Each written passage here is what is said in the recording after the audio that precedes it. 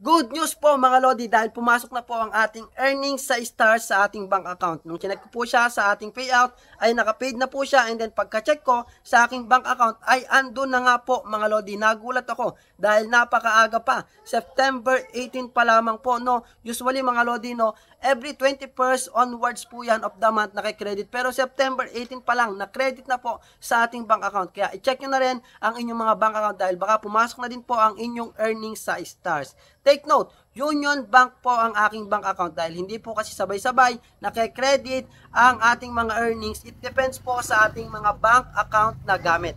At syempre mga Lodi, hindi ko ina-expect na mas malaki po yung papasok sa aking bank account based doon sa aking kinompute dahil yung aking earnings ay kinompute ko lamang po siya sa 54 pesos na palitan.